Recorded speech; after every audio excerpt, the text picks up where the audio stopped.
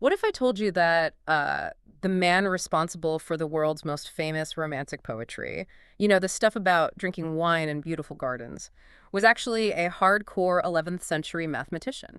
It is a pretty wild contrast. Right, like a scholar who basically spent his days solving these incredibly complex geometric proofs that honestly still give university students massive headaches today. Oh, absolutely they do. So, welcome to the deep dive. Today, we are taking a stack of historical manuscripts, literary analyses, and centuries old mathematical treatises to try and uncover the real Omar Khayyam. Which is quite the task. It really is.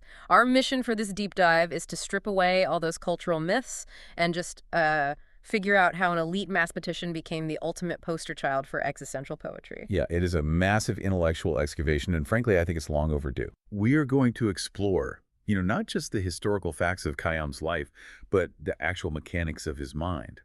We really need to understand why a man who was so deeply rooted in a rigorous empirical science eventually hit this kind of epistemological wall. Like he just ran out of mathematical runway. Exactly. It forced him to ask questions about life, death, and human insignificance that honestly still resonates so powerfully with us today. I cannot wait to get into this. But to even begin to understand how someone operates on that level, I mean, we can't just look at him in a vacuum. No, you definitely can't. You really have to rewind to the 5th century of the Islamic calendar, specifically to the Khorasan region and this incredible city of Nishapur. Right. Nishapur is absolutely the crucible here. In the 11th century, it stood right alongside other great cities like Balkh, Merv, and Herat. Yeah, the heavy hitters. But it's so crucial to understand the mechanics of why a city like this creates a mind like Khayyam's. I mean, Nishapur wasn't just a population center. It was a primary node on the Silk Road. Right, so you have massive amounts of physical wealth just constantly flowing through it. Physical wealth, sure, yes. But more importantly, you have this massive intellectual cargo. Because when trade routes converge, information converges. Oh, that makes sense. You had ancient Greek philosophical texts, Indian mathematical treatises, and all these Islamic theological doctrines literally all pouring into this one geographic space. Wow. It was this bustling, high-stakes environment where scholars were actively forced to reconcile deeply conflicting worldviews.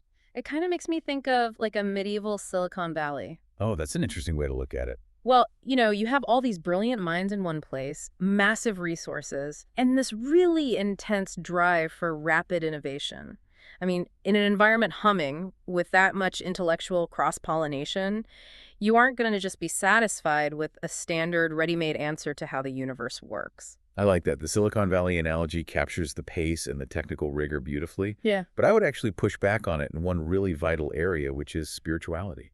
Oh, how so? Well, in modern tech hubs, science and theology are generally kept in completely separate silos, right?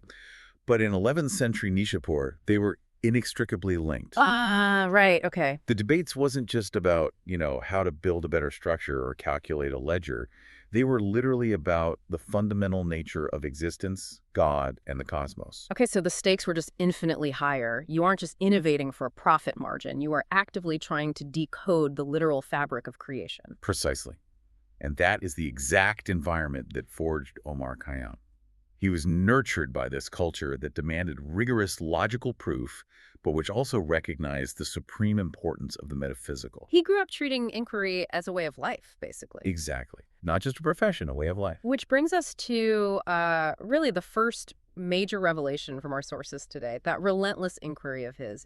It didn't start with poetry. Not at all. It started with cold, hard numbers. When we look at the surviving texts, Khayyam was looking at physical reality with just an incredibly precise lens. Yeah, he was one of the major scientific figures of his age. What's fascinating here is how completely this side of Khayyam has vanished from our popular image of him. It's totally gone. Right. In fact, his most significant surviving manuscript is actually a treatise on algebra. Specifically, he dedicated massive amounts of time to studying cubic equations. Okay, let's unpack this. Because I have to admit, my college math is, well, it's a little rusty. Why are cubic equations such a big deal in the 11th century? It's a great question, because understanding why they are difficult really explains Khayyam's genius. So think about it this way. A linear equation represents a line. Okay, tracking so far. A quadratic equation represents a two-dimensional plane. But a cubic equation, where a variable is cubed, That represents three-dimensional volume. It is intrinsically tied to physical space. Oh, wow. Yeah. And at the time, mathematicians could solve these algebraic equations if they were simple, but they totally hit a wall with the complex ones. They just lacked the algebraic formulas that we use today. So they were stuck. They had these complex mathematical problems representing three-dimensional reality, but zero tools to solve them purely with algebra. Exactly. So what does Khayyam do? He uses lateral thinking. He realizes that if he can't solve it purely with algebra, he can solve it with geometry. Wait, how does that work? He figured out that by drawing specific intersecting conic sections, so things like parabolas and circles, the exact points where those shapes intersected on a grid provided the roots, or the actual solutions, to the cubic equations. Wait, really? So he is physically graphing intersecting shapes to solve abstract algebraic math that represents three-dimensional space? Yes, exactly. Centuries before René Descartes formalized analytic geometry over in Europe, Khayyam was already bridging this massive gap between algebra and geometry. That is just mind-blowing. He isn't just, like, crunching numbers. He is finding actual loopholes in the mathematical laws of his time to build entirely new frameworks. Yeah, and he did the exact same thing with pure geometry, too. Like, Yeah, he examined the foundational works of Euclid, the ancient Greek father of geometry, and around 1077 CE, he wrote a specific treatise challenging the difficulties in Euclidean principles. just going right after the source code. Essentially, yes. Yeah. Particularly the famous parallel postulate. He was basically auditing the foundational code of mathematics itself. And he didn't just stop at abstract math on a piece of parchment, right? He pointed that massive analytical engine up at the sky. He did. Because our sources talk about his involvement in reforming the calendar during the reign of the Seljuk Sultan Malik Shah. Yes, the creation of the Jalali calendar. The administration needed a much more accurate way to measure time for taxation and, well, agricultural purposes. Right, you need to know when to plant. Exactly. So Khayyam and a team of lead astronomers were tasked with establishing the exact beginning of the year in relation to the vernal equinox. You know, I think we really take calendars for granted today. We just assume the Gregorian calendar we use in the West is this ultimate perfected system. But the Jalali calendar he worked on was actually superior. Oh, significantly superior. Yeah. Yeah. Think about our modern Gregorian calendar. It operates on a relatively simple rule, right? We add a leap year every 4 years, but we skip it on years divisible by 100, unless they're also divisible by 400. Right. Which sounds complicated, but it works. It works, but it is fundamentally a mathematical approximation. And because of that approximation, the Gregorian calendar actually accumulates an error of one full day roughly every 3,300 years. Okay, I mean, 3,300 years seems pretty good to me. It is good, but Khayyam wasn't interested in approximation. Oh, of course not. The Jalali calendar doesn't rely on a rigid, mathematical rule of thumb. It relies on actual observational solar transit. They calculated the true solar year to such a precise degree that they designed an algorithmic leap year system based on actual astronomical reality. And the result?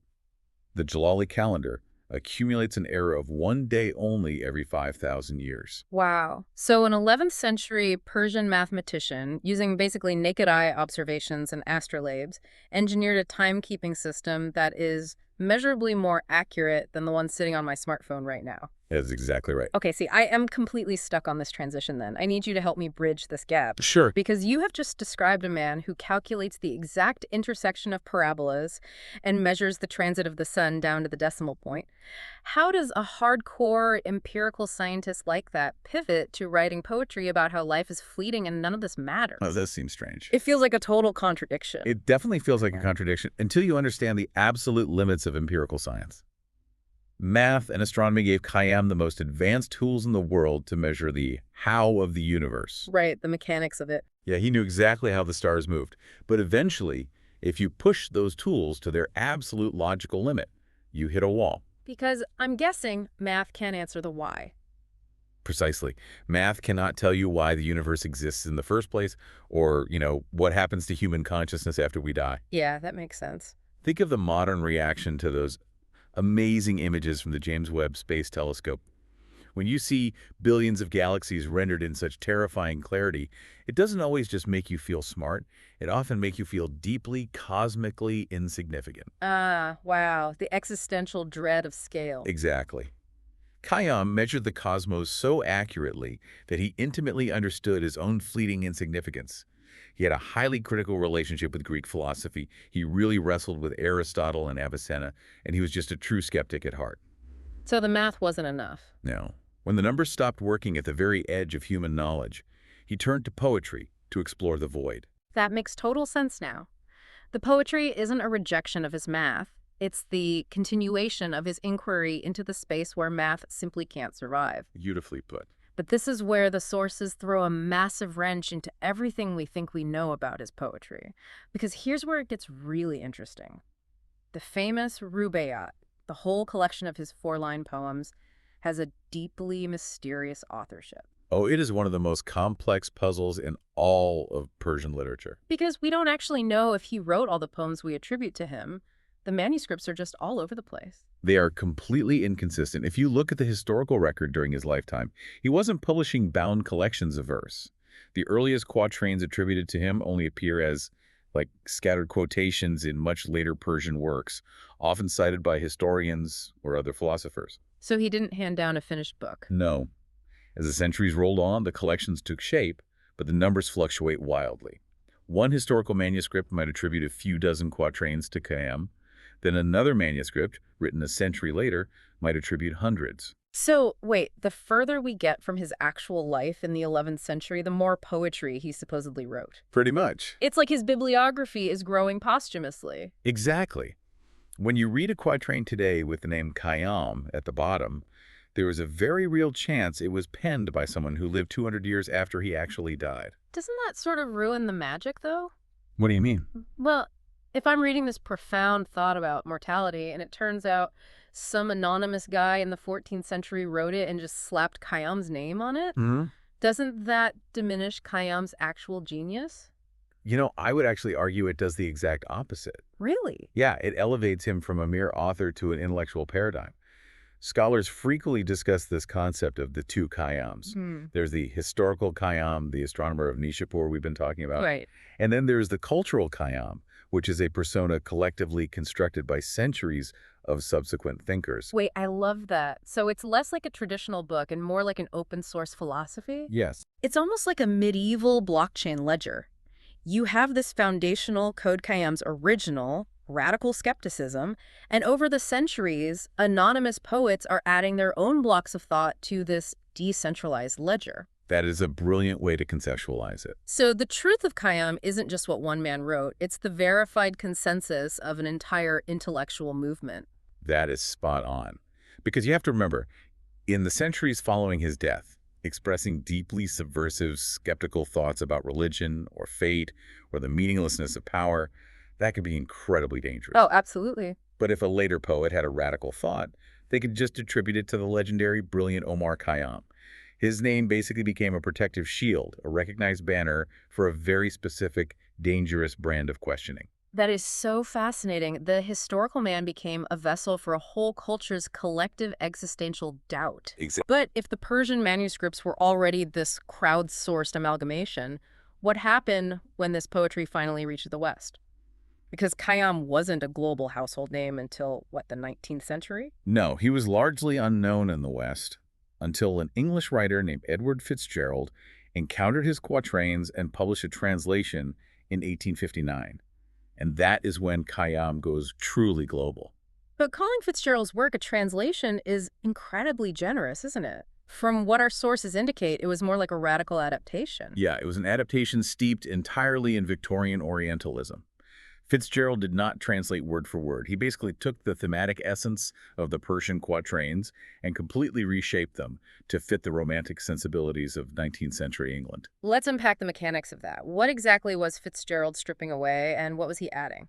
Well, we connect this to the bigger picture. We have to look at the cultural context of 1859 England. Okay, set the scene. This was the absolute height of the Industrial Revolution, and it was a time of massive religious and existential crisis. I mean, Charles Darwin published On the Origin of Species the exact same year. Oh, wow. I didn't realize it was the same year. Yes. So the Victorians were already grappling with this terrifying idea that maybe the universe wasn't divinely ordered. FitzGerald took Khayyam's rigorous, terrifying existential dread, and he softened it. He made it safe. Exactly. He framed it as exotic Eastern escapism. The Western world didn't want a brutal mathematical reflection on the void.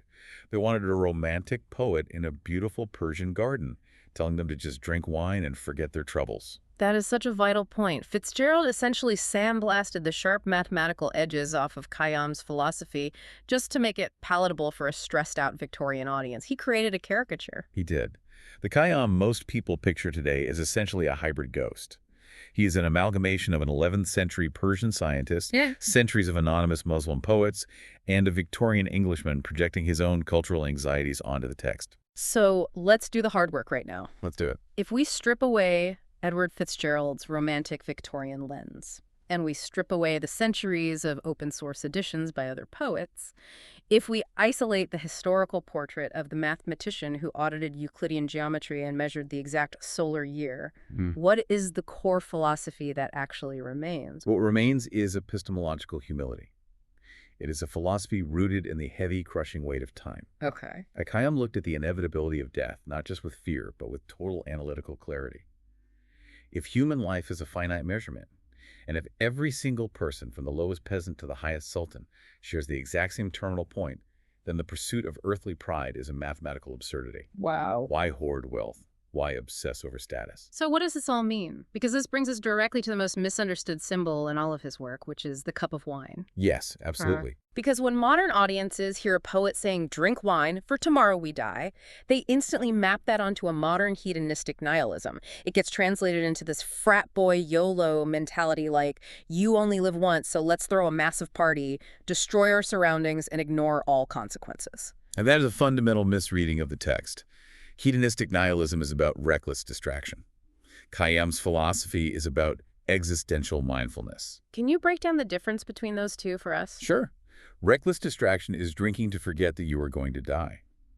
Existential mindfulness is holding the cup of wine, looking at the liquid, and acutely realizing that this exact fleeting second is the only sliver of reality you truly possess. Well, that's beautiful. The past is a memory. The future is an unwritten void. The wine is a symbol of the fragile, immediate present. It requires your absolute, undivided attention. That is so much heavier than just having a good time in a garden. It's the mathematician realizing that his time is a finite integer, and every single second that ticks by is permanently subtracted from the total. It demands a hyper-awareness of your own existence. Yes. And that awareness leads to the single word that I think best defines the historical Omar Khayyam. Which is? Wonder. Wonder. He observed the celestial spheres. He mapped three-dimensional geometry. He analyzed the limits of human cognition. And in the face of all of that overwhelming complexity, he arrived at a state of profound wonder. He didn't claim to have all the answers. Khayyam does not promise that if you study hard enough, you will eventually understand the mind of God or the purpose of the universe. He leaves you standing right in the center of the unknown, acknowledging the absolute limit of human capability. That takes a staggering amount of intellectual courage. To have the most advanced tools in the known world, to be the smartest guy in the room in a bustling city like Nishapur, and to still have the bravery to say, I don't know, and maybe we are fundamentally incapable of knowing. It is the ultimate humility of a true scientist. And that is exactly why his legacy, both the historical truth and the crowdsourced myth, has endured for nearly a millennium. The true value of Khayyam doesn't lie in the answers he provided in his algebraic treatises. It lies in the timeless, terrifying questions he demands we ask ourselves when we look up at the stars today. He forces you to look at your own finite time, measure it honestly, and decide how you are going to spend your present moment. Thank you so much for guiding us through this today. It was my pleasure. We've traced the Silk Road through the intellectual melting pot of Nishapur, untangled the geometry of cubic equations, exposed the open-source blockchain of Persian poetry, and peeled back the layers of Victorian Orientalism. We covered a lot of ground. We really did. But before you go, I want to leave you with one final thought, to mull over something just a bit outside of our historical sources today. We just explored how Omar Khayyam's poetic identity was essentially crowdsourced. Centuries of later thinkers projected their own deepest anxieties, their own subversive doubts, onto his name. Today, we live in a digital culture that is absolutely obsessed with personal branding. We demand strictly authenticated authorship. We want a verified checkmark next to every single quote, tweet, and thought to prove exactly who said it. We prioritize the individual creator above almost everything else. We really do. But what does that modern obsession blind us to? Are there some universal truths about the human condition, about our fear of the void, our insignificance in the cosmos, our struggle to grasp the present moment, that are actually better captured by a collective, evolving myth than by the verified historical record of a single man? That's a great question. Think about that romantic poet in the Persian garden. We know now that the real man was a rigorous 11th century scientist calculating solar transits and intersecting parabolas, but maybe the poet in the garden isn't just a mistranslation or a cultural myth we projected onto Khayyam. Maybe that poet is a necessary reflection of what we all secretly need to become when the mathematics of our own lives simply get too heavy to bear.